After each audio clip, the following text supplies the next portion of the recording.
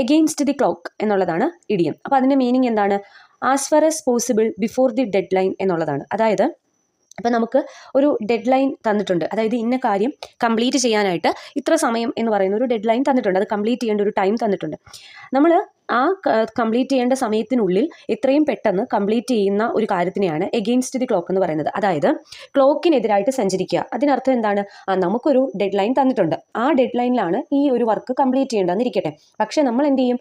ആ ഡെഡ് ലൈനേക്കാളും മുൻപേ വളരെ സ്പീഡിൽ ഈ പറയുന്ന കാര്യം കംപ്ലീറ്റ് ചെയ്യുന്നു. അതാണ് എഗെയിൻസ്റ്റ് ദി ക്ലോക്ക് എന്ന് പറയുന്നത്. ഇത് ക്ലോക്കിനെതിരായിട്ട് നമ്മൾ കാര്യങ്ങൾ ചെയ്യുന്നു. ഫോർ എക്സാമ്പിൾ പറഞ്ഞു കഴിഞ്ഞാൽ, നമുക്കിപ്പോൾ ഒരു വർക്ക് 2 മണിക്കൂറിനുള്ളിൽ കംപ്ലീറ്റ് ചെയ്യണം എന്നാണ് നമ്മളടുത്ത് പറയുന്നത്, പക്ഷെ നമ്മൾ എന്ത് ചെയ്യുവാണ്? എഗെയിൻസ്റ്റ് ദി ക്ലോക്ക് ആയിട്ട് ചെയ്യുകയാണ്. അതായത് നമ്മൾ എത്രയും പെട്ടെന്ന് കംപ്ലീറ്റ് ചെയ്യാനായിട്ട് ശ്രമിക്കുകയാണ്. അതായത് ഈ 2 മണിക്കൂർ എന്നുള്ളത് നമ്മളൊരു 1 മണിക്കൂറിനുള്ളിൽ ഈ ഒരു പ്രോസസ്സ് അല്ലെങ്കിൽ ഈ ഒരു വർക്ക് കംപ്ലീറ്റ് ചെയ്യുകയാണ്. അങ്ങനെയാണെങ്കിൽ നമുക്ക് എന്ത് ഉപയോഗിക്കാം? എഗെയിൻസ്റ്റ് ദി ക്ലോക്ക് എന്ന് പറയുന്ന ഇഡിയം ഉപയോഗിക്കാനായിട്ട് പറ്റും. ഇനി അടുത്ത ഇഡിയം നോക്കിയേ, an apple in one's eye എന്നുള്ളതാണ് അടുത്ത idiom. An apple in one's eye എന്നുള്ളത് അതായത് വൺ ഹു മോസ്റ്റ് ലൈക്ക്, അതായത് ഒരു നമ്മൾ ഏറ്റവും ഇഷ്ടപ്പെടുന്ന ഒന്ന്, അതായത് അതിനെയാണ് നമ്മൾ an apple in one's eye എന്ന് പറയുന്നത്. അതായത് ആപ്പിൾ ഇൻ വൺസ് ഐ എന്ന് പറയുമ്പോൾ അത്രത്തോളം ഇമ്പോർട്ടൻ്റ് ആയിട്ടുള്ള, അത്രത്തോളം ഇഷ്ടമുള്ള ഒരെണ്ണം. അതായത് ആപ്പിൾ എന്നൊക്കെ പറയുമ്പോൾ നമുക്ക് ഭയങ്കര ഇഷ്ടമുള്ളൊരു സംഭവമാണ്. അപ്പോൾ നമുക്ക് അത്രമാത്രം ഇഷ്ടമുള്ള ഒരെണ്ണത്തിനെ പറ്റി പറയുമ്പോൾ, അതായത് വൺ ഹു മോസ്റ്റ് ലവ്, ഇഷ്ടമുള്ളൊരു വ്യക്തിയെ പറ്റി, ഒരു പേഴ്സൺസിനെ പറ്റിയിട്ടൊക്കെ പറയുന്ന സമയത്ത് നമുക്ക് ഈ പറയുന്ന ഇഡിയം ഉപയോഗിക്കാം.